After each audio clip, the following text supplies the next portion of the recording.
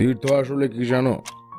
ওই যে পথটুকু আমরা তীর্থস্থানে যাওয়ার জন্য বেছে নিই, পথের বাঁকে বাঁকে নদীর জলরাশির রং বদলে যায় মানুষের বিচার, আচার, পরিধেয়, জীবনশৈলী, বোধ। আর সেই সকল দর্শন উপলব্ধি আমরা নিজের স্মৃতিতে চয়ন করে রাখি। তারই নাম তীর্থ। সে কোনো মন্দিরের উঠোনে মাথা ছোঁয়ানোর নাম নয়। রৌদ্রের রং শরতে গাঢ় হয়ে এলেই আমি আগাগোড়া দেখেছি একজন দার্শনিক তারানাথ জেগে ওঠেন। তিনি তখন শুধু আমাদের কথক বা শুধু জ্যোতিষী তারানাথ নন, তিনি একাধারে গল্প কথক, বিশ্লেষক ও বোধিপ্রাপ্ত সাধক। তার এই রূপটি যখন চোখের সামনে ভেসে ওঠে, সম্ভ্রমে বুকের ভিতরে সঙ্গবনে প্রণাম করি।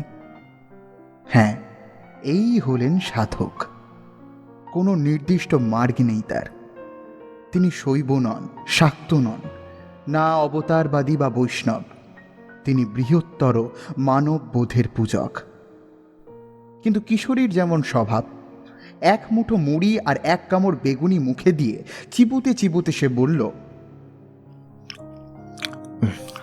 তাহলে মোদ্দা ব্যাপারটা হলো দাঁড়ালো এই যে আপনি দেদার তীর্থ করে বেড়ালেন, আর তার সব পুণ্য আমরা লাভ করলাম ঘরে বসে বসে।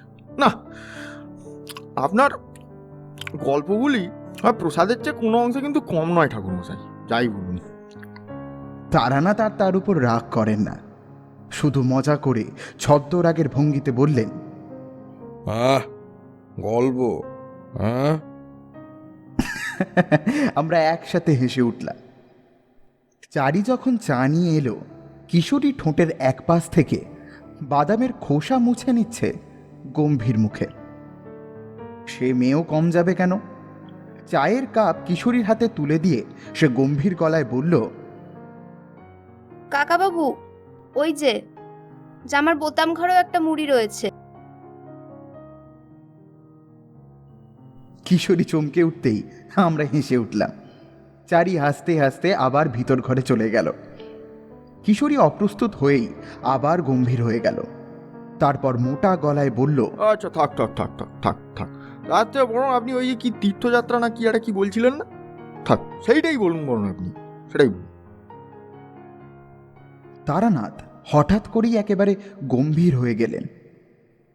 এ ঠিক রাগ বা চিন্তার গাম্ভীর্য নয়, মনোলোকে কোনো ঘটনা তার জেগে উঠেছে, অথচ তার ব্যাখ্যা পাচ্ছেন না বা পাননি। তখন এমন বিচিত্র বিস্ময় ভাবের উদ্রেক হয়। আমরা কিছু জিজ্ঞাসা করার আগেই তারানাথ বলে উঠলেন, ভালো কথা মনে পড়িয়ে দিল তো। একটা ঘটনার কথা বলি। সেবারও বেশ ভয় পেয়েছিলাম, তবে মাথু পাগলি বা আমাদের গ্রামের জ্যান্ত মরার হাতে পড়ার মতো উগ্র ভয় নয়। কেমন একটা ছ্যাঁকছ্যাঁকে অনুভূতি, না বললে বুঝবে না।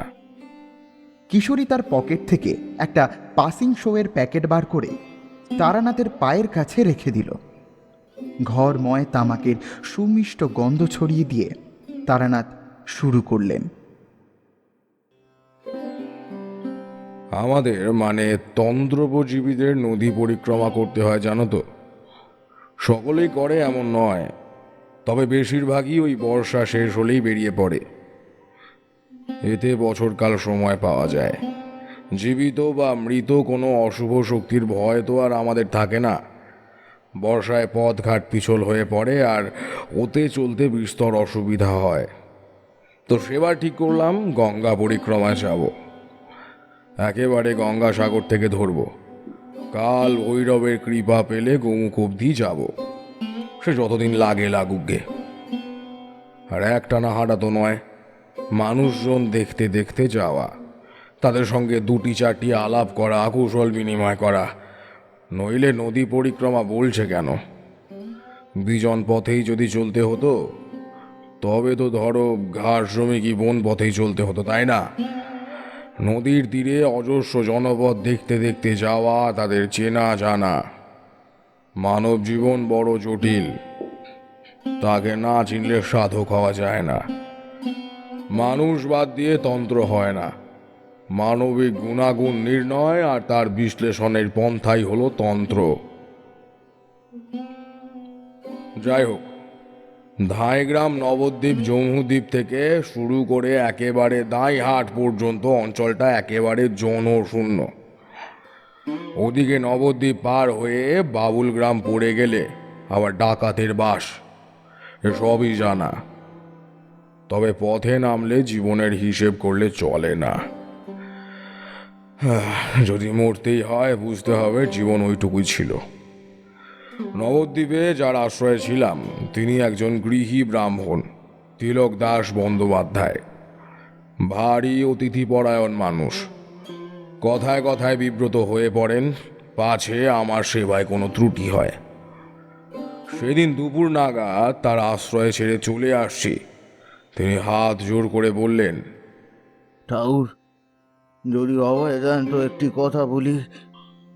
আমি মাথা নাড়ালাম। তিনি একটু নিচু গলায় বললেন, এই নবদ্বীপের পথটুকু পার হয়ে গেলে একটু চোখ কান খোলা রাখবেন ঠাকুর। আপনি নিজেও বুঝতে পারবেন জানি, বা হয়তো জানেনও। পরপর ওই জায়গাগুলো রাতের দিকে কেমন বদলে যায় যেন। আমরা অবশ্য কোনোদিনও দেখিনি, যদিও এরোর মুখে শুনি। জেলেরা রাতের দিকে কত কিছু দেখে, তাদের মুখেই শোনা আর কি। মনে বেশ অহংকার ছিল হে। স্বয়ং কাল ভৈরব আমার সহায়। কত মহাজনের আশীর্বাদ রয়েছে আমার উপরে। মধুসুন্দরী দেবী আমার কাছে এসেছিলেন সশরীরে। মুচকি হেসে বললাম, ওসব নিয়ে ভেবো না। এসব ব্যাপার নিয়েই আমার আচার বিচার, ওঠা বসা। পরপর দেবনগর, শাখাইগ্রাম, উদ্ধারণপুর, এ সকল স্থানে কাদের বাস সবিশেষে জ্ঞাত হয়েই এ পথে নেমেছি গো। বড় যত্ন করেছেন আপনি আমার। মহাকাল আপনার সকল ক্লেশ নিবারণ করুন। আর দাঁড়ালাম না, পথে নামলাম। আমার কেমন যেন মনে হলো ভদ্রলোকের মুখে বেশ চিন্তার ছাপ পড়েছে। আমি একবারের জন্য পিছনে না ফিরে না তাকিয়ে চলে গেলাম উত্তরমুখী পথে। পশ্চিম দিকের সূর্যের রশ্মিরা ছুটে চলেছে। নদীর বুকে একটা স্টিমারের ভোঁ বেজে উঠল। গঙ্গার জল লাল হয়ে উঠেছে। ছোট ছোট তরঙ্গ ভাঙতে ভাঙতে বয়ে চলেছে আমার পথের বিপরীতে। পূর্ব পারে সরস্বতীর ঘন নীল জলরাশি যেন কোটি কোটি রক্তমুখী নীলার চূর্ণি তৈরি করেছে। কি সুন্দর, অপার্থিব সৌন্দর্যের সমাহার এ দেশ। মনটা প্রসন্ন হয়ে উঠল অত্যন্ত। আহা, এই জন্যই তো পথে নামা। এ পথেও প্রসাদের কম কি। জাহান্নগরের বিষহরী পিঠ পার করে আধ ক্রোশ মতো গিয়েছি, অন্ধকার নামলো জ্যোৎস্না খাঁকে। পথের বাঁ দিকে একটা চালা ঘর পড়ল, লম্বাটে ছাউনি। আধা উঁচু ইটের গাঁথুনির উপর শালকাঠের সার সার খুঁটি দিয়ে দাঁড় করানো। সামনেই খোলা মাঠ, তারপরেই রাস্তা আর নদী। মিঠে একটা হাওয়া দিচ্ছে। আমার প্রাণটা জুড়িয়ে গেল। ঠিক করলাম ওই চালা ঘরে রাত্রি কাটিয়ে আবার রওনা দেব। তবে সেটা ভোর ফুটলে। ঝোলায় তিলক দাসের দেওয়া ভালো এখো গুড় আর চিড়ে রয়েছে। আজ রাতেই খাবো, তাই আর চিন্তা করলাম না রাতের খাবারের। আর সেই রসদ না থাকলেও চিন্তা ছিল না। তখন জিভ আর পেট এখনকার মতো এত লোভী আমার হয়ে ওঠেনি। যাই হোক, চিঁড়ে গুড় খেয়ে নদীর দিকে এগোলাম হাত মুখ ধুয়ে নেওয়ার জন্য। হঠাৎ করে মনে হলো আমার মনটা খুব খারাপ। ভারী আশ্চর্য লাগলো নিজের কাছেই। এমন কিছুই তো ঘটেনি যাতে আমার মনের উপর এমন একটা ভাব চেপে বসে। খুব বড় ক্ষতি বা তেমন কিছু নয়, বুঝলে। ঠিক যেন কোনো জানালার পাশে আমি বসে আছি, আমার বাইরে বেরোতে চাওয়া মনটিকে কেউ জোর করে বেঁধে রেখেছে, ঠিক তেমন একটা ভাব। একটা চাপা কষ্ট, খুব চাপা দুর্বোধ্য কষ্ট। চুপ করে দাঁড়িয়েছিলাম অনেকক্ষণ। সম্বিত ফিরল শেয়ালের ডাক শুনে। অনেকগুলো শেয়াল নয়, একটাই শেয়াল, খুব কাতর, চাপা স্বরে সে ডাকছে। তবে সে তেমন আশ্চর্য হওয়ার কিছু কথা নয়, সবে বর্ষা গেছে, অন্য বার থেকে হয়তো নদীর টানে কোনো শেয়াল ছানা ভেসে এসেছে পারে, ফিরতে পারছে না, সেরকমই কিছু একটা ভাবলাম। গ্রামাঞ্চলের খুব স্বাভাবিক ঘটনা সেটা, কিন্তু মনের মধ্যে একটা অজানা দুঃখের কুণ্ডলী আগে থেকেই পাক কাটছিল। তাই ভাবলাম ওই জন্তুটিও বোধহয় খুব কষ্টে আছে। মাথা নিচু করে নদীর দিকে এগিয়ে গেলাম।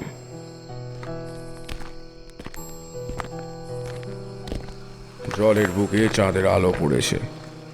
আমি আজালা ভরে সে জ্যোৎস্না মাখা জল মুখে দিলাম।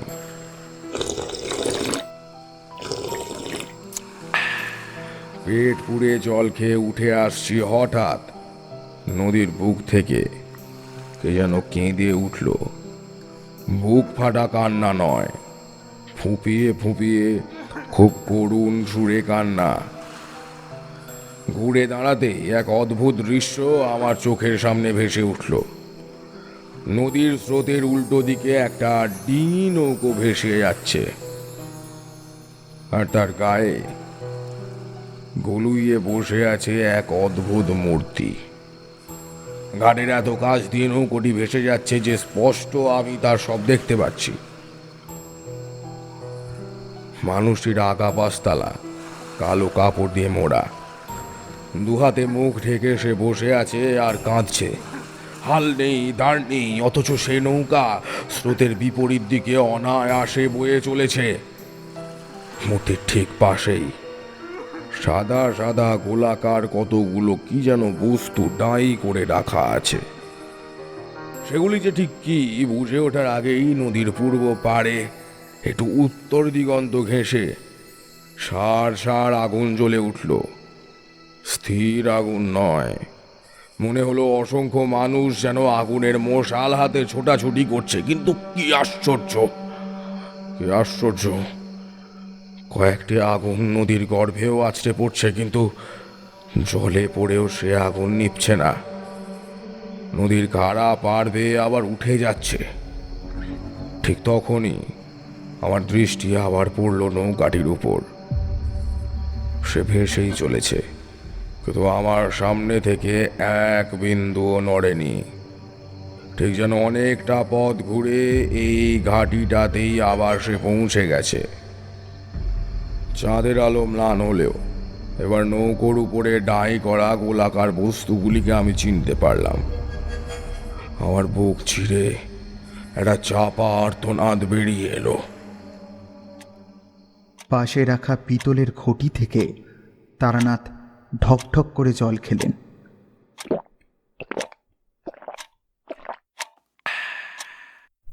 আমি বুঝলুম তার গলা শুকিয়ে গেছে। ধৈর্য ব্যাপারটা কোনো কালই কিশোরীর নেই, ছিলও না। সে উৎকণ্ঠিত সুরে বলল, কি ঠাকুরমশাই, কি ডাই করা হচ্ছিল নৌকায়? তারানাথ নিজের হাত দুটো এক জায়গায় করলেন। একটা হাত দিয়ে আরেকটি হাতকে সজোরে চেপে ধরলেন উত্তেজনা প্রশমিত করার জন্য। তারপর গলা নামিয়ে চাপা অথচ তীব্র স্বরে বললেন, নরকপাল, অজস্র খুলি, মানুষের মাথার খুলি। তখন মনের মধ্যে যে কি চলছিল তোমাদের আমি বোঝাতে পারবো না।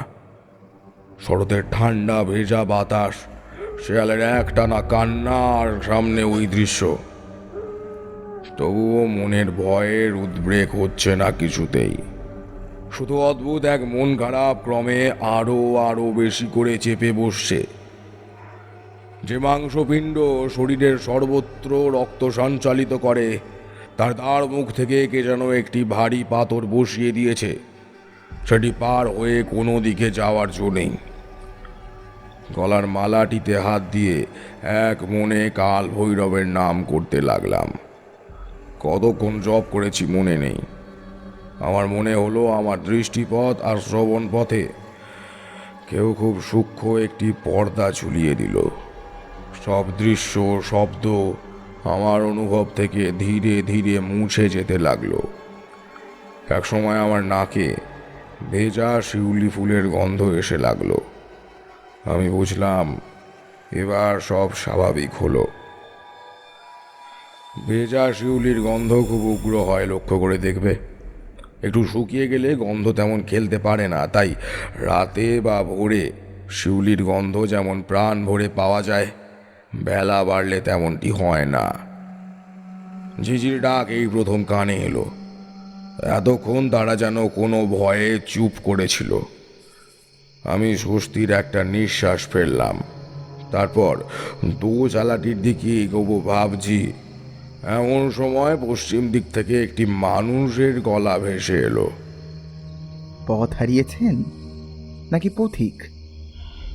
দোচালার ঠিক গা ঘেঁষেই উত্তরে যে একখানি পশ্চিমমুখী পথ রয়েছে, আবজা অন্ধকার ঠাউর করতে পারিনি।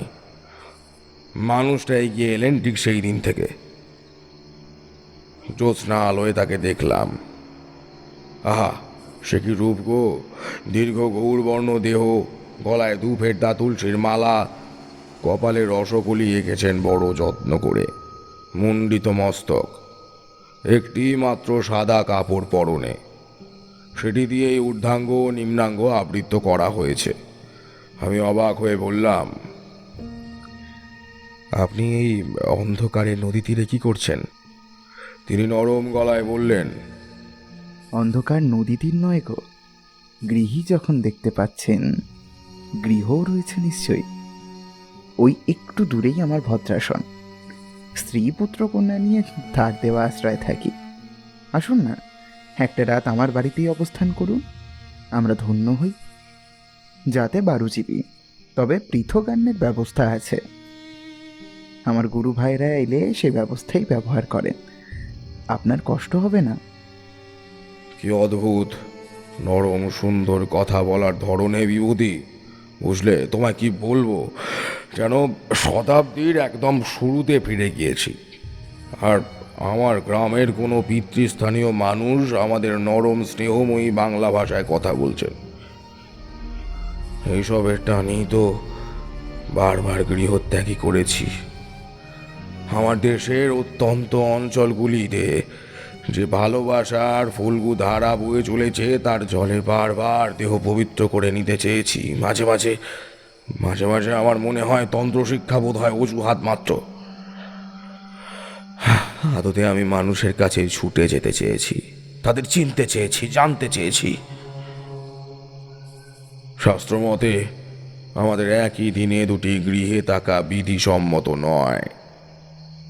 সবে দুপুরেই তিলক দাসের আশ্রয় ছেড়েছি, তাকে সে কথাটি বললাম। তিনি হেসে উঠলেন প্রাণ খুলে। তারপর মিঠে গলায় বললেন,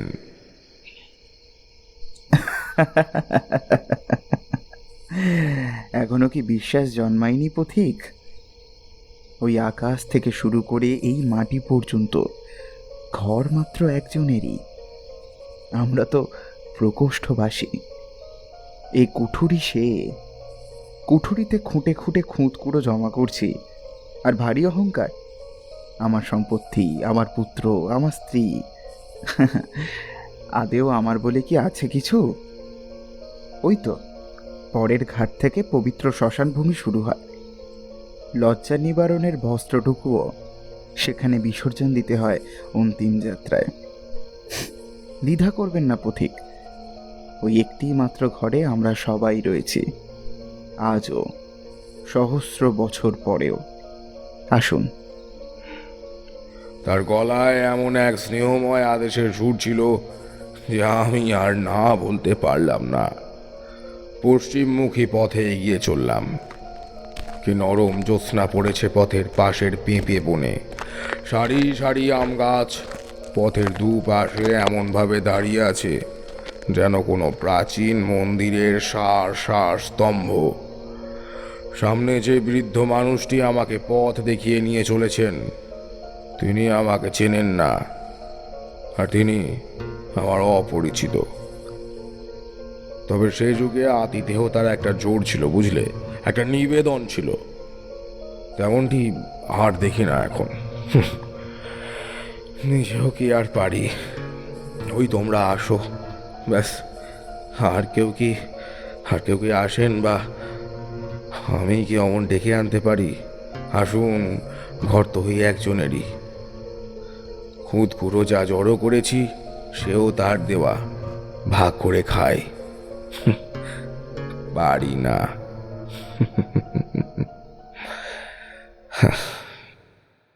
আবেগে তারানাথের গলা ভারী হয়ে থেমে গেল। আমি খুব ভাবতে লাগলুম, এমন বিরাট মানুষগুলি হঠাৎ করে এমন অদৃশ্য হয়ে গেলেন কি করে? সেই তো সরস মাটি, নদী ভরা জল, দুগ্ধবতী গরু, মাঠে মাঠে সেই সোনার ফসল তো আজও ফলে চলেছে অবিরাম। তবুও তারা কোথায় গেলেন? কেনই বা গেলেন? কিশোরী জিজ্ঞাসা করল, কে ছিলেন তিনি? আপনার কথা শুনে তো কোনো সাধারণ গৃহী বলে মনে হচ্ছে না। কোনো সাধক নাকি? তারানাথ তার ডান হাতটা দিয়ে মুখটা একবার মুছে নিয়ে বললেন, সে প্রশ্ন কি আমার মনে জাগেনি? জিজ্ঞাসা করলাম। স্বাভাবিক গলায় বললেন তিনি, তাকে ডাকলেই যদি সাধক হওয়া যায় তবে সাধক তো বটেই। আর কেই বা সাধক নন? বণিক মুদ্রা রূপে ডাকছেন, ব্রাহ্মণীর আকারে। আপনি কাল ভৈরব রূপে, আর আমি নারায়ণ। সাধক সবাই গো, সাধক সবাই। বাঁ দিকে বাঁক নিতেই মাথার উপরের গাছপালার বুনোট পাতলা হয়ে এলো। খোলা আকাশ বড় হতে হতে গাছের কালো মাথাগুলি মুছে দিয়ে এক রাশ জ্যোৎস্নায় ভরিয়ে দিল দৃষ্টিপথ। চারটি ঘর গোল উঠোনকে ঘিরে রয়েছে। একপাশে তুলসী তলায় প্রদীপ জ্বলছে, আর সার সার সন্ধ্যা মালতী গাছে জ্যোৎস্না পড়েছে যেন খোকা কুকুর হাত ফসকে খই। পশ্চিম দিক থেকে ডালে ফোড়ন দেওয়ার গন্ধ ভেসে এলো। কে যেন একটি মেয়ে গুনগুন করে গান করছে। মনটা কেমন একটা করে উঠল, বুঝলে? সাধারণ গৃহীর ঘরে এমন অনায়াস পবিত্রতা, শুদ্ধতা এ কেমন করে হলো? তাকে জিজ্ঞাসা করলাম, আগে আগে কি আপনার নাম কি আপনার? তিনি উত্তর দিলেন, আমি আমি হরনাথ কর। পূর্ব দিকের ঘরটিতে একটি মাদুরের উপরে আমাকে বসিয়ে রেখে তিনি কোথায় যেন একটা চলে গেলেন। দেখলাম এ ঘরেই গৃহদেবতার আসন। তাদের লক্ষ্মী নারায়ণ রয়েছেন কৃষ্ণ ঠাকুর, চৈতন্যদেব, একটি শালগ্রাম শিলাও রয়েছে লাল কাপড়ের উপরে। ধূপ আর কর্পূরের একটা মিশ্র গন্ধ। চওড়া চৌকির উপরে টান টান করে পাতা নীল চাদর।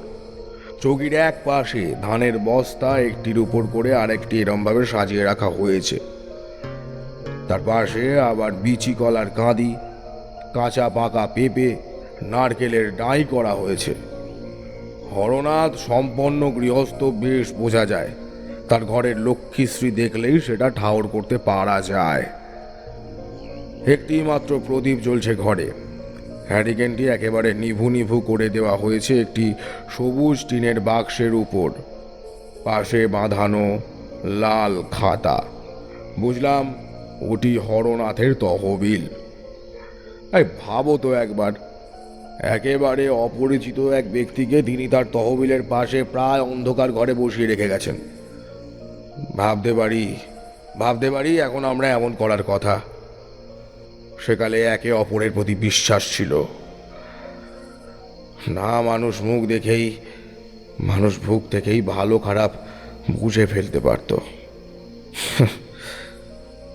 কি জানি এখন কেন এমনটা হয় না। তো কিছু পরে হরনাথ ফিরে এলেন আবার। সঙ্গে একটি কালো কালো লম্বা মেয়ে। হাতে কাঁসার বাটিতে আমসত্ত্ব, নারকেলের তক্তি আর গুড় বাদাম। মনটা এতে ভরে উঠল। এতটা খুশি হলাম তোমাদেরকে আমি বলে বোঝাতে পারবো না এখন। আমাদের গ্রামের বাড়িতে মা এমন সব টুকিটাকি খাবার বানিয়ে রাখতো। লেবুর আচার, কুলের আচার, দীর্ঘশ্বাস ফেলে মেয়েটিকে বললাম, নাম কি রে মাগো? গ্রামের মেয়ে, এতটুকু জড়তা নেই। হেসে বলল, আমি কমলা। আমি অবাক হয়ে বললাম, সার্থক নাম, সার্থক নাম। কি করে বুঝলি মা আমার খিদে পেয়েছে? সে হেসে উঠল। ঢোলে গড়িয়ে পড়া হাসিও নয়, আবার আঁচল মুখে দেওয়া হাসিও নয়। আমাদের সামনে চারি যেমন হাসে ঠিক তেমনই। কি করে জানবো? জানি না যে, বাবা বলল তাই তো নিয়ে এলাম। অকপট স্বীকারোক্তি। এতটুকু অপ্রস্তুত হওয়া নেই, সাজানো গোছানো মেকি আতিথেয়তা নেই। আমার মনটা এমন ভরে উঠল যে দুহাত তুলে বলে ফেললাম, নারায়ণের মতো জীবনসঙ্গী হোক মা তোর, নারায়ণের মতো জীবনসঙ্গী হোক। কথাটুকু শেষ অবধি করিনি, হরনাদ হো হো করে হেসে উঠলেন।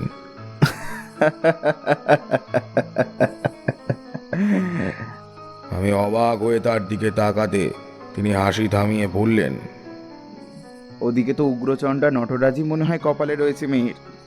আপনি আর আশীর্বাদ করে কি করবেন? আমি বুঝলাম মেয়েটির বিয়ে ঠিক হয়েছে। আর কিছু না বলে মেয়েটি চলে গেল। বড় আশ্চর্য মেয়ে। বিয়ের কথা বাপের মুখে শুনে কোনো লজ্জা নেই, প্রগল্ভতা নেই। সত্যি সত্যি এমনটি আর দেখিনি কোনোদিন। হরনাথের হুঁকো বেশ কয়েকটি ছিল। পূর্ববঙ্গের ময়মনসিংহ জেলার কোনো এক জমিদারের যেন কি একটা ওই এসএস ম্যানেজার ছিল। খাজনা দিতে, আইনি কাজকর্ম করতে অনেকে আসতেন, কেউ ব্রাহ্মণ কেউ কায়েত, সবার আলাদা হুঁকো। আমাকে একটি হুঁকো সেজে দিয়ে তিনি এগিয়ে গেলেন। টিকে আগে থেকেই রেখেছিলেন কমলা।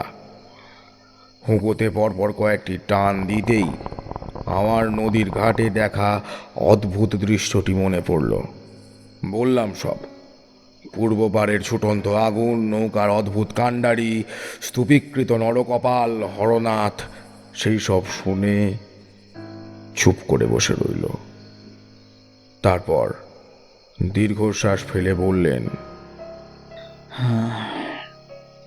সামনে খারাপ সময় আসছে, খুব খারাপ সময়।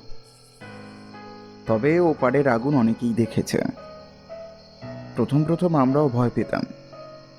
তারপর কপালী গ্রামের ওরা সব ব্যাখ্যা করে বুঝিয়ে বলাতে ভয় কিছু কমেছে লোকজনের মধ্যে। সে বড় করুণ কাহিনী ঠাকুরমশাই। ওরা ওই অমনি ছোটাছুটি করে চলে মাঝে মাঝে। বোধহয় মনে করিয়ে দেয় আমাদের মানুষ কতদূর নৃশংস হতে পারে। আমার জিজ্ঞাসু চোখের দিকে তাকিয়ে হরনাথ আমার প্রশ্ন বুঝতে পেরেছিলেন। তার নিঃশেষিত হুঁকোটি একপাশে নামিয়ে রেখে বলতে শুরু করলেন, বিগত শতাব্দীর কথা। তখন গঙ্গা আরও পশ্চিমে ছিল। এখনও নবদ্বীপ, শ্রীরামপুর, বিদ্যানগর বা কালেখাঁতলা, বরগাছি, পদ্মবিলপাড়া, ঋষির বিভিন্ন অংশে বন্যা হয়ে যায় এই সামান্য বর্ষাতেই।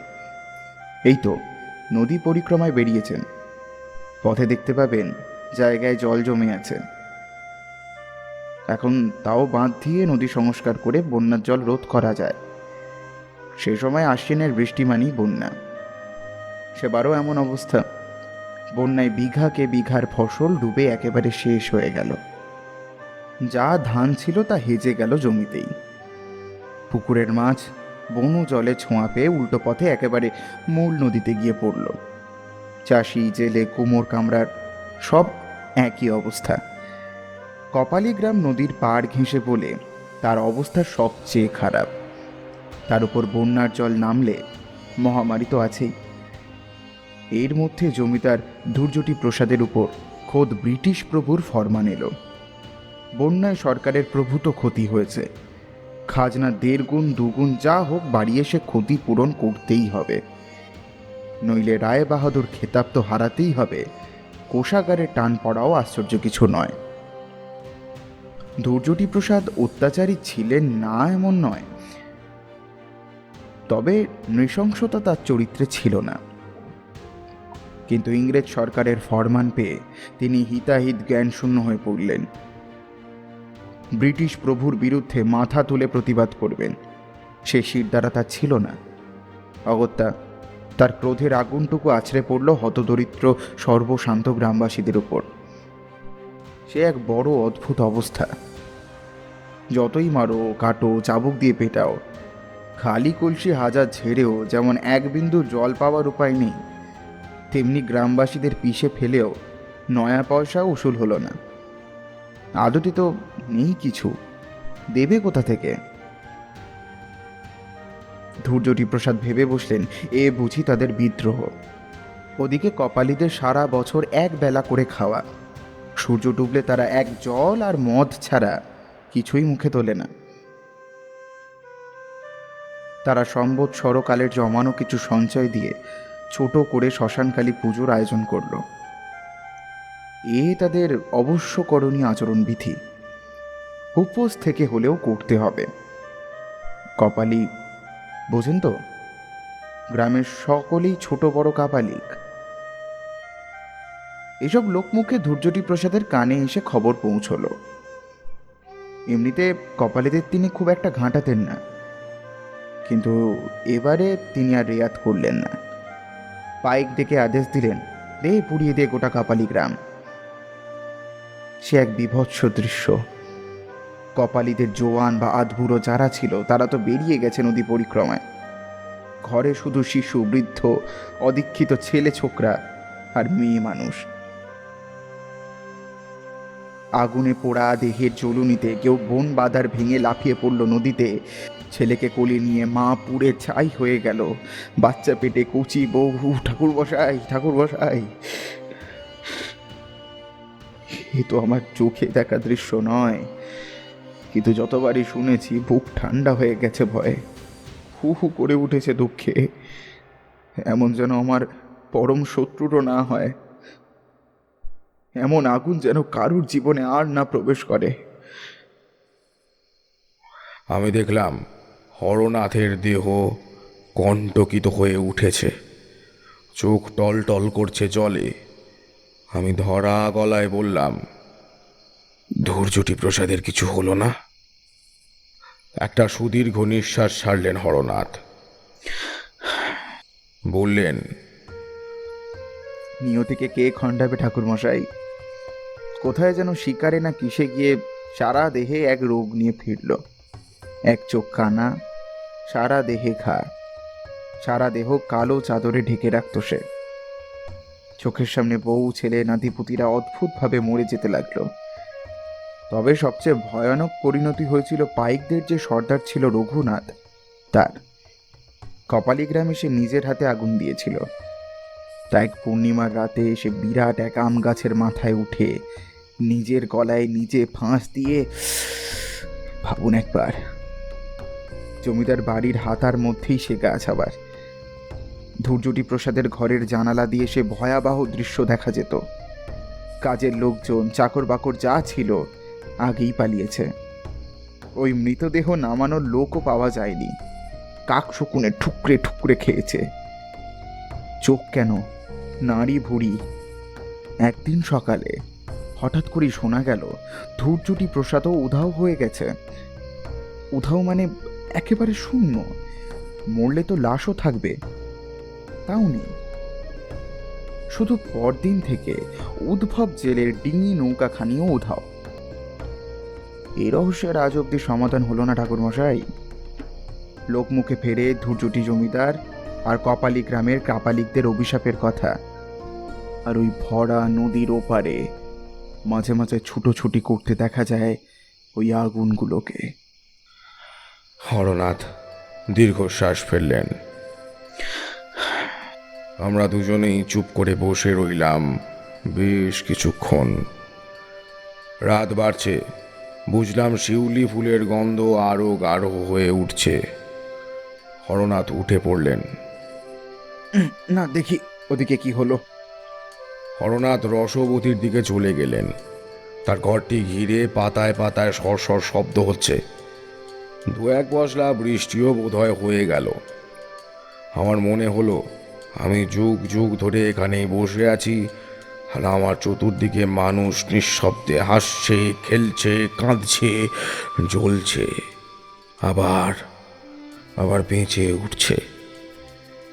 তখনও অমর জীবনের দেখা পাইনি, নইলে বুঝতাম যে অমর জীবন কোনো ব্যক্তি বিশেষ নয়, সেটা একটা দর্শন, সত্য দৃষ্টি।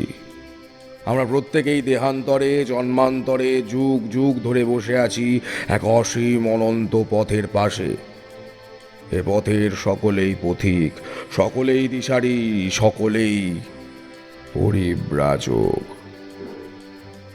ঘোর ভাঙল হরনাথের ডাকে। এই যে ঠাকুর মশাই, এদিকে। পথশ্রমের অনেক ক্লান্তি গেছে, হাত মুখে একটু জল দিয়ে নিন, অন্ন গ্রহণ করে শুয়ে পড়ুন। রাত বেশ কম হলো না কিন্তু। সকালে হরনাথের ভিটা ছেড়ে পথে নামছি, সেই মেয়েটি বলে উঠল, আবার এসো ঠাকুর মশাই। আমার খুব বলতে ইচ্ছা হলো, মাগো মাগো, তোর ছেলে হয়ে তোর কাছেই থেকে যাই। পারবি না দুটো খেতে দিতে? পারবি না রে? পারলাম না কিশোরী। আসলে আসলে আমার বন্ধন থাকতে নেই, আমার গৃহমোহ থাকতে নেই।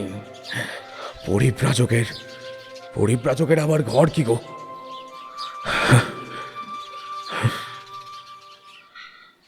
সকালবেলায় নদীর ঘাটটিতে বেশ লোকজন রয়েছে। এপারের খেয়া দক্ষিণে নদে, পূব শঙ্কপুর পাড়াডাঙ্গা চলে যাচ্ছে ঘন ঘন। জেলে জাল ফেলছে আঘাটার জংলা অংশ থেকে। একপাশে একটি ছোট নৌকা অনেকক্ষণ থেকে বাঁধা, তাতে পার হওয়ার কেউ নেই। মাঝি গামছা মাথায় দিয়ে বসে আছে শুকনো মুখে। কি মনে হলো, তাকে আমি ডাকলাম, কেউ নৌকা নৌকা কোথায় যাবে? মাঝি চোখ কুঁচকে কিছুক্ষণ আমাকে দেখলো, তারপর নিষ্পৃহ গলায় বলল, কপালি গ্রাম। আমাকে নিয়ে যাবে? মাঝি লাফিয়ে উঠল। বুড়ো মাঝির মুখটা হাসিতে ভরে গেছে। এই আসেন ঠাকুর, একটানে পৌঁছে যেতে পারে।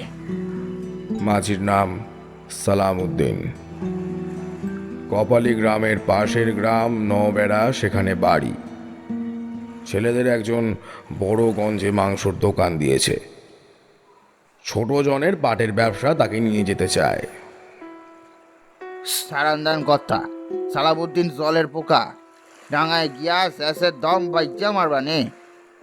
তা কপালি গ্রামে কার বাড়িতে উঠবানে? সেখানে আমার কেউ থাকে না শুনে সালামউদ্দিন আশ্চর্য হয়ে গেল। কিছুক্ষণ চুপ করে থেকে বলল, ওদিকটা কেমন জানি, দেখা শুই না নেবেন কর্তা। তা আপনিও তো ওরমই লাগেন। ও ও ওটা ওই কাপালিগো মতো, তাইলে আর চিন্তা কি? আমার মতো বলল, বুঝলে তো, জটা জুটো রক্ত তিলক এইসব।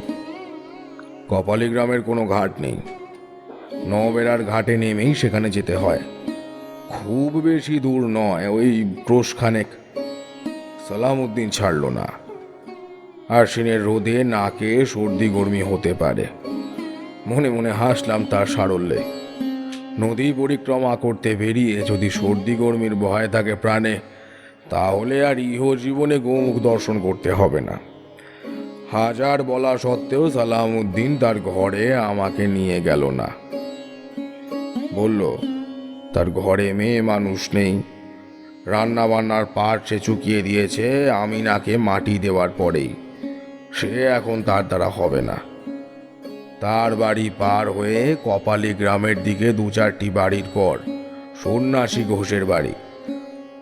আমাকে সে বাড়ির লাগোয়া একটা চাতালে বসিয়ে হাঁক পারল, ও সন্ন্যাসী, এদিক পানে একটু আসবা নাকি? কিছু পরে একটি বছর 15-র ছোকরা বেরিয়ে এলো ঘর থেকে, আর মুখস্থ করার মতন বলল, বাবা গঞ্জে গিয়েছেন, ফিরতে রাত হবে। সালামউদ্দিন ধমকে উঠল। টে তাহলে সে কোনো এক নজরে ডাকোস না কেন বাপ? ডাকোস না অতি চাইছে? দরজার আড়ালে মৃদু ঝংকার শোনা গেল নারী কণ্ঠে। ওনাকে কি আমরা সেই দিয়ে নিচ্ছি? সালাম ভাই, আপনার দাদা না এলে আমার কিছু করার নেই কো। আর ওই ওনাকে ওই বাইরে রাস্তার পাশে গাছের নিচে রেখে এসো। জ্বালাতনের সীমা নেই কো বাপু। সালামউদ্দিন হাতের মুঠো পাকিয়ে কিছু একটা বলতে যাচ্ছিল, আমি তাকে টেনে দাঁড় করালাম। হাত খোলা দরজার উদ্দেশ্যে প্রণাম করে বললাম, আসি মাগো, কাল ভৈরব মঙ্গল করুন। বাইরের রাস্তায় এসে সালামউদ্দিন কেঁদে ফেলল। আইতা লইয়া আইসা ইজ্জত খারাপ করলাম আপনারে। আমারে খড়মে বাড়ি মারেন, বাড়ি মানেন, হ্যাঁ মানেন মানেন। তার কাঁধটিকে একবার শক্ত করে আমি ঝাঁকুনি দিলাম। তারপর সোজা উত্তরমুখী হয়ে রওনা দিলাম কপালী গ্রামের উদ্দেশ্যে। গঙ্গার ভাঙন পাড়ের সমান্তরাল পথ, সাদা বালি চকচক করছে। সাদা বালি তাড়াতাড়ি গরম হয়ে ওঠে আর তার ভাপ উঠে এসে আচ্ছন্ন করে ফেলে চরাচর। হিল হিল করে কাঁপতে থাকে দিগন্তরেখার গাছের সারি। মনটা একটু খচখচ করছিল। এই যে এতদিন শ্মশানে মশানে অচেনা অপরিচিত মানুষের বাড়িতে বাড়িতে ঘুরেছি, এমন রূঢ় ব্যবহার কোথাও পাইনি, কোথাও না। কথাটা মনে পড়তেই নিজেকে সংযত করলাম। পথিকের মনে ক্ষোভের কোনো স্থান নেই, এমনটাই তো হওয়ার কথা। ভালোতে মন্দতে মিশেই তো জগৎ। সবাই যদি একই হবে তো শুভাশুভের বিচার হবে কি করে? এইসব ৭-৫ ভাবতে ভাবতে বেশ খানিকটা পথ চলে এসেছি। এমন সময় পিছন থেকে একটা ডাক ভেসে এলো। ফিরে দেখি নবেরার গাছগাছালি যেখানে শেষ হয়ে পথটি বেরিয়ে এসেছে, একটি ছেলে ছুটে আসছে প্রাণপণে।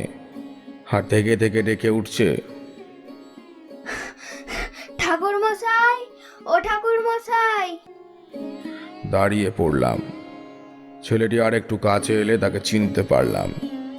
সন্ন্যাসী ঘোষের বাড়িতে যে ছেলেটিকে দেখেছিলাম সেই ছেলেটি। একটু আশ্চর্য হলাম। সেখানে যা ঘটেছে তারপর তো এই ছেলেটা আমার পিছু নেওয়ার কথা নয়। যাই হোক, দাঁড়িয়ে রইলাম। আমার কাছে পৌঁছে সে একটি সাদা কাপড়ের পুঁটলি এগিয়ে দিল হাঁপাতে হাঁপাতে। আমি আশ্চর্য হয়ে বললাম, এ কি জিনিস রে? সে জোর করে শ্বাস টেনে টেনে নিয়ে বলল, মা দিতে বললেন জিরে গুড় নাড়ু আর বাতাসা। আমি অবাক হয়ে বলতে গেলাম, কিন্তু আমার মুখের কথা কেড়ে নিয়ে ছেলেটি আবার সেই মুখস্থ করার সুরে বলতে লাগলো, সেই কপালীদের জমিতে বাবা আগ বুনেছিলেন, জবরদখল নেই। কপালীরা তো সব আখ কেটে নিয়ে গেল। সেই থেকেই বাবার খুব রাগ ওদের ওপর। মা বাবাকে খুব ভয় পায়। বুঝলাম। মনটা শ্রদ্ধায় পরিপূর্ণ হয়ে গেল। সেই অন্তরাল বর্তিনী মহিলার মাতৃরূপিণী করুণাময়ী রূপটা মনের মধ্যে ধরার চেষ্টা করলাম। মনে হলো আমার মনের অনেক গভীরে যেন ধূপ আর চন্দন বাটার গন্ধ পেলাম। ছেলেটিকে জিজ্ঞাসা করলাম, তোর বাবাই তো লোকের জমিতে চাষ করতে গেলেন, তো কেন গেলেন? সে অনেক কথা ঠাকুর মশাই। চরের জমি নাকি ওপারের জমিদারদের সম্পত্তি ছিল, তারপর সেসব নয় ছয় হয়ে যায়। বিলি বন্দোবস্তের সময় বাবার ঠাকুরদার ভাগে ওই জমিগুলো পড়ে। সেসব দলিলও বাবার রয়েছে। অত তো বুঝি নে। কপালীরা বলে ওই জমি নাকি তাদের বাপ ঠাকুরের ছাই দিয়ে কিনেছে। আজকের লড়াই নয় কো, সেই ছোট থেকে দেখে এসছি। তবে আমি আমার মায়ের মাথায় দিব্যি করেছি, ওই লড়াই আমি লড়বুনি। আসি ঠাকুর মশাই। আমি কিছু বলার আগেই ছেলেটি আবার দৌড়ে নিজের গ্রামের দিকে চলে গেল। কিছুক্ষণ সেখানে দাঁড়িয়ে থেকে আমি আবার কাপালি গ্রামের দিকে ফিরলাম। শরতের রৌদ্র দ্রুত তার রং ধরে আসে। বাড়ি ছটফটে ছোট ছেলের মতো তার ধরন। সারা দিন সাদা কালো মেঘের আলো ছায়ায় ভারী দুরন্তপনা করে বেড়ায়, আর বেলা পড়তে না পড়তেই তার দু চোখ ঘুমে জড়িয়ে আসে, ঝিমিয়ে পড়ে। তার চোখে মুখে কত আশ্চর্য সব রং খেলে যায়, যেন আধো ঘুম জাগরণের স্বপ্ন। তারপর কখন যেন কোজাগরি মুখী চন্দ্রদেবী উঠে আসেন আকাশ আলো করে। দুরন্ত খোকা ঘুমিয়ে পড়ে।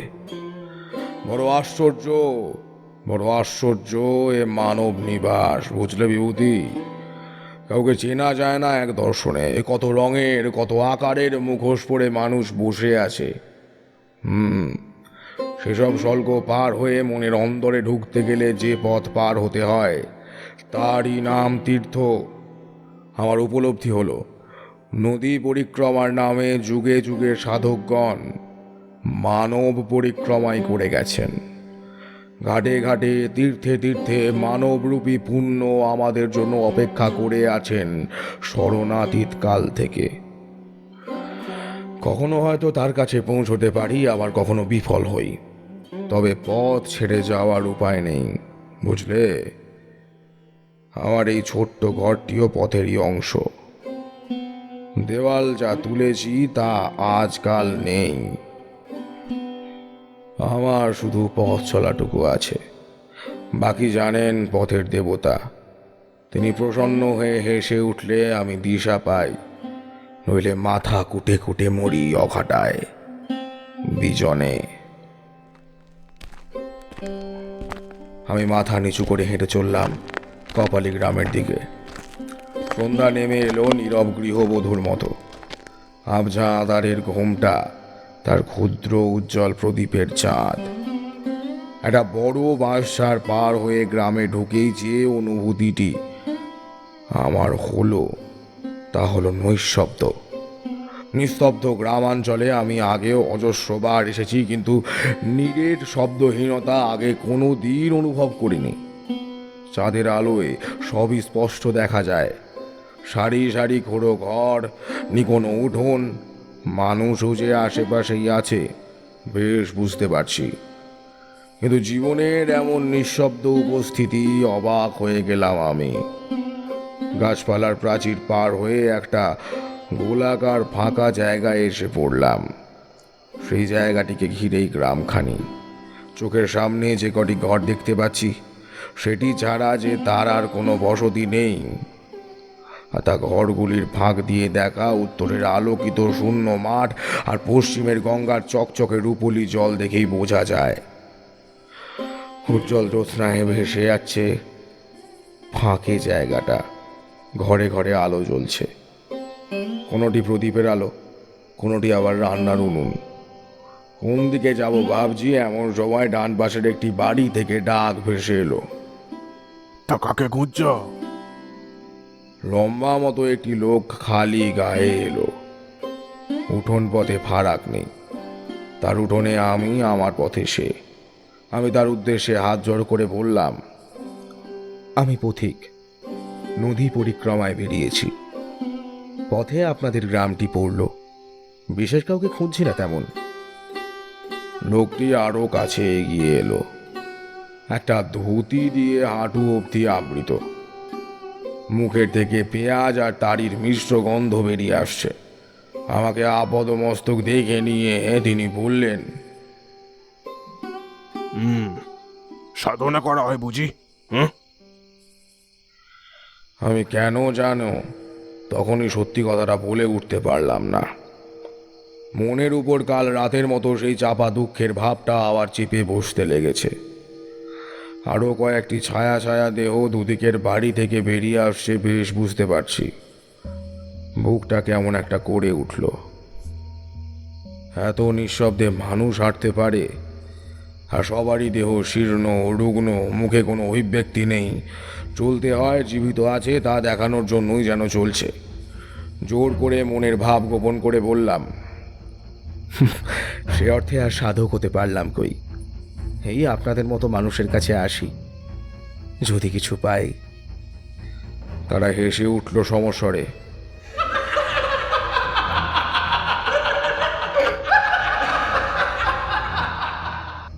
বিভূতি, আমি মাতু পাগলির হাসি শুনেছি বেতালের হাসি।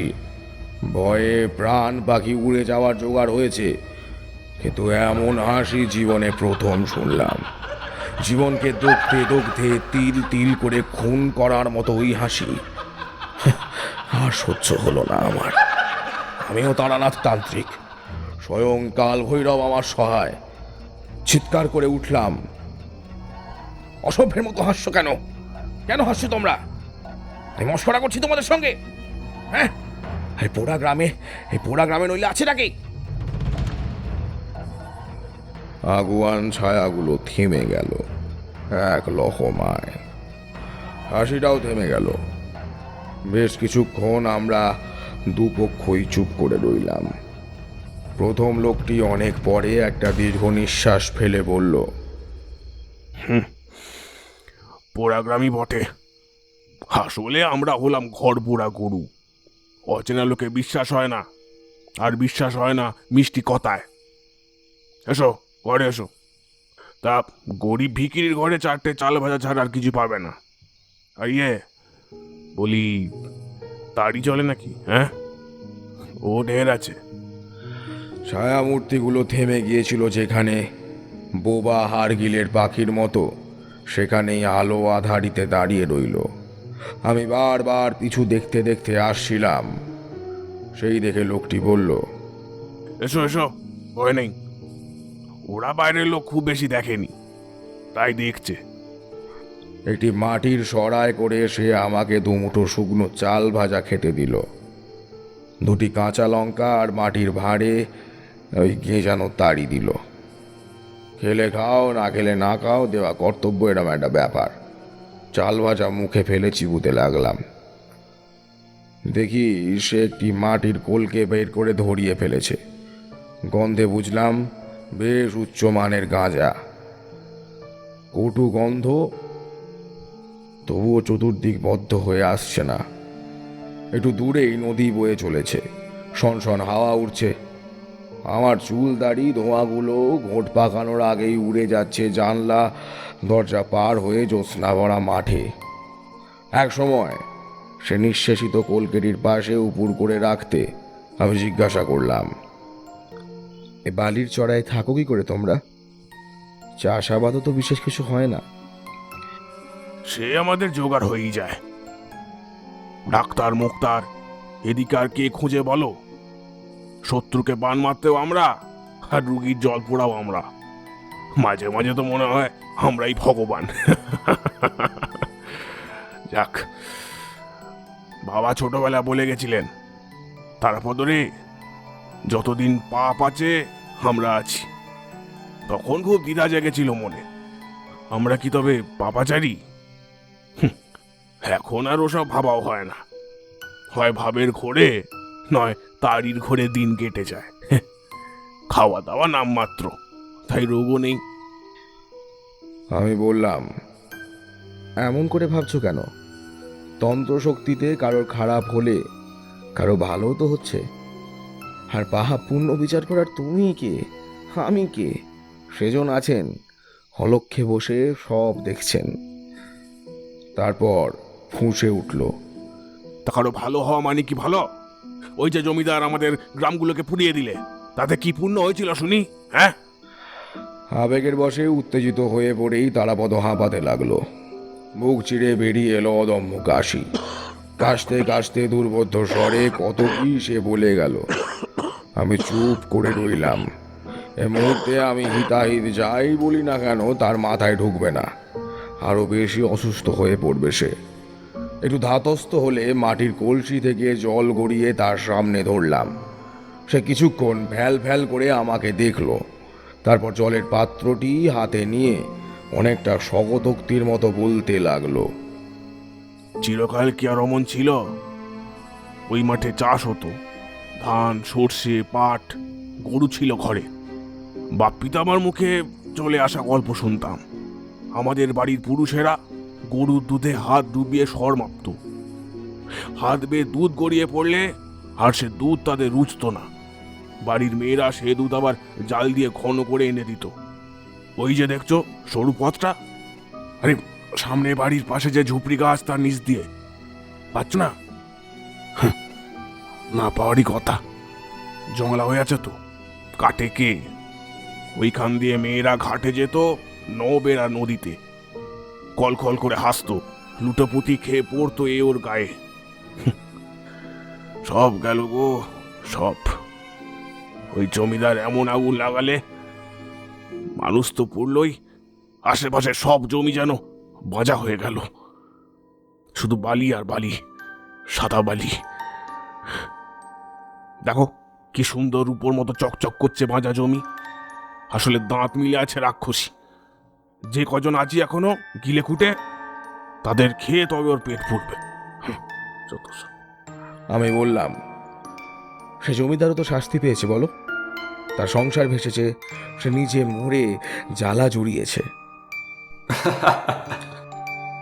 ঘর কাঁপিয়ে হেসে উঠল তারাপদ। তারপর আমার মুখের কাছে মুখ নিয়ে এসে বলল, কি বলেছে? জমিদার মরেছে? হ্যাঁ, রাত্রি বোধ হয় খুব বেশি হয়নি, কারণ চাঁদ তখনও ওই মাঝখানে ফাঁকা জায়গাটিতে পুরোপুরি উঠে আসেনি। তবু তারাপদর কথাটি শুনে আমার বুকের ভিতর এক রাশ বরফ ছড়িয়ে পড়ল যেন।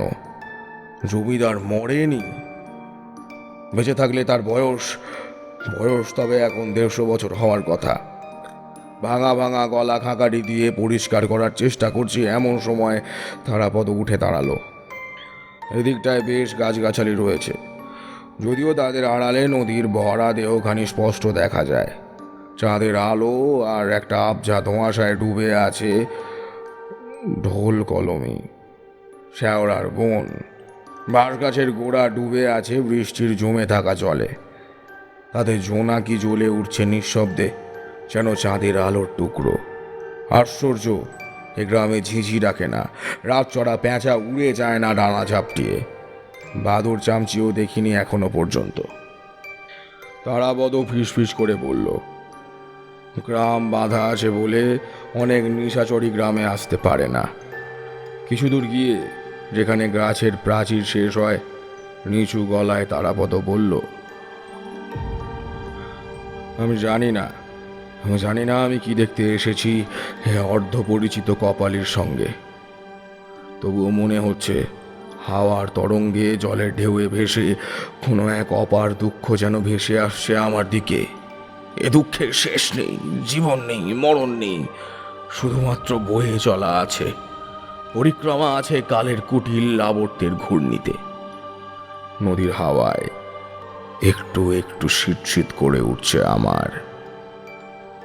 এমন কিন্তু হয় না সচরাচর। এ শীত যেন বহিরাঙ্গের নয়, কোনো আদিম চাপা অজানা শোক আমার ভিতরে বসে ধীরে ধীরে ছড়িয়ে দিচ্ছে শৈত্য প্রবাহ।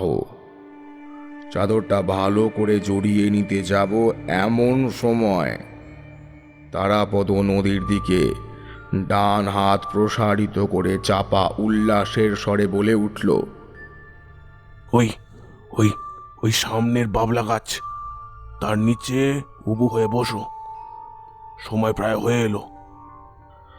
তার হাত অনুসরণ করে নদীর দিকে তাকাতেই আমার বুকের ভিতরটা ভয়ে দুঃখে আর্তনাদ করে উঠল। সেই দৃশ্য, হরনাথের বাড়ির ঘাটে দেখা সেই নৌকাটি স্রোতের বিপরীতে বয়ে যাচ্ছে খাড়া পাড় ঘেঁষে। সেই কালো কাপড়ে মোড়া মূর্তি, করুণ কান্না, তার পাশে চাঁদের আলো পড়ে ঝকঝক করে উঠছে নরকরটির স্তূপ। আমার আর সহ্য হলো না, চিৎকার করে উঠলাম,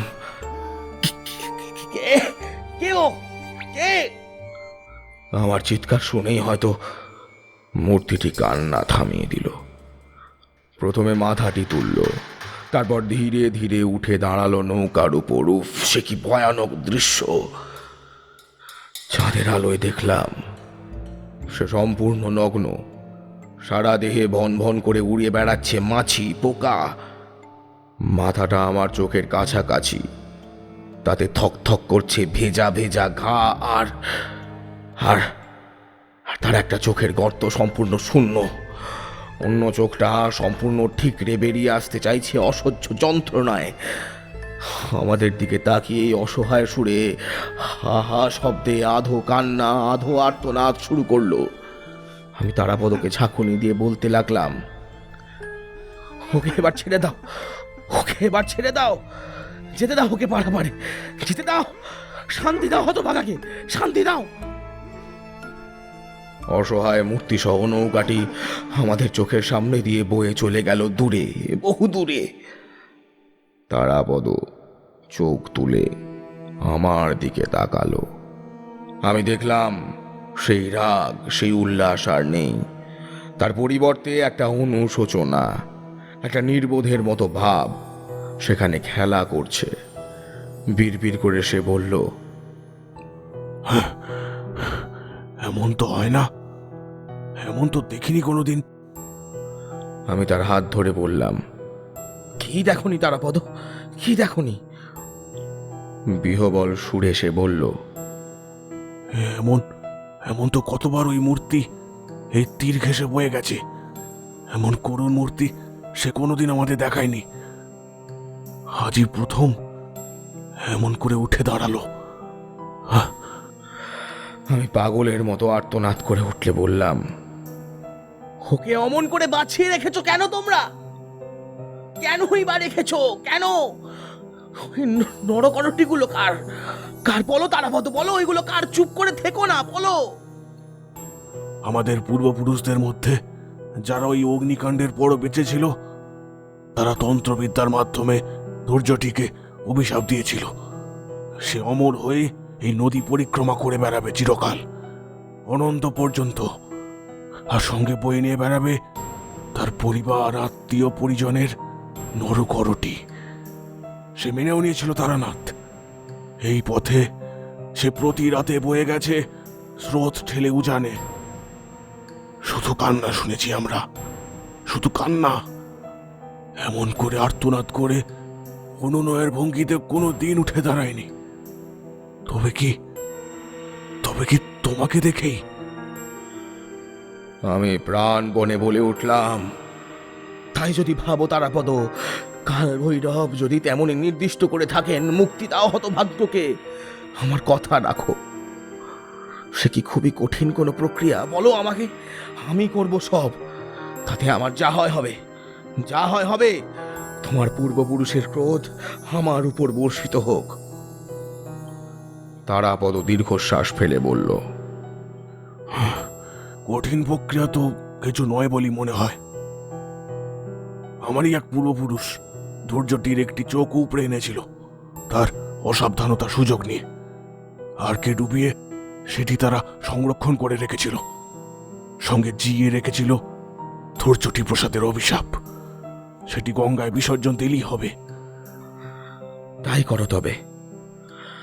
তারাপদ আমার দিকে সরাসরি তাকিয়ে স্পষ্ট উচ্চারণে বলল, এসব তোমার উপস্থিতিতেই হয়েছে, তুমিই করবে এ ক্রিয়া। শুকতারা জল জল করে উঠেছে পূর্ব আকাশে, যেন মহাকালের তৃতীয় নয়ন। আমি ধৈর্যটি প্রসাদের অভিশপ্ত চোখটি নিয়ে খাড়া পাড়ে বুকে ঘোষ্টে জলে নামলাম। তীরে দাঁড়িয়ে রইল তারাপদ, সার সার কপালে, সবাই পাথরের মতো নির্বাক। আমি পূর্ব দিকে তাকিয়ে চোখ বন্ধ করলাম।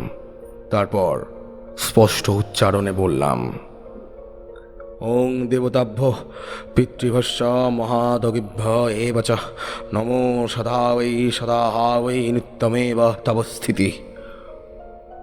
আবঝা অন্ধকারে কিছু একটা আমার পিছনে জল কেটে এগিয়ে আসছে। তার শব্দ আমি পেলাম। গুনগুন করে একটা কান্নার শব্দও যেন শোনা যাচ্ছে।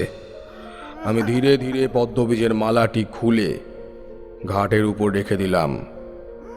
ধারণ করলাম উপবীত, চোখ বুঝে মন্ত্রচারণ করলাম।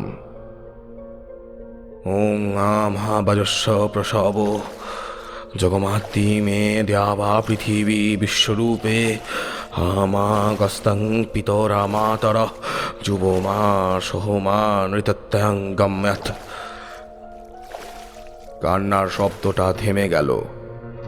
শব্দটা খুব কাছে চলে এসেছে। দ্রুত শ্বাস প্রশ্বাসের শব্দ শোনা যাচ্ছে এবার।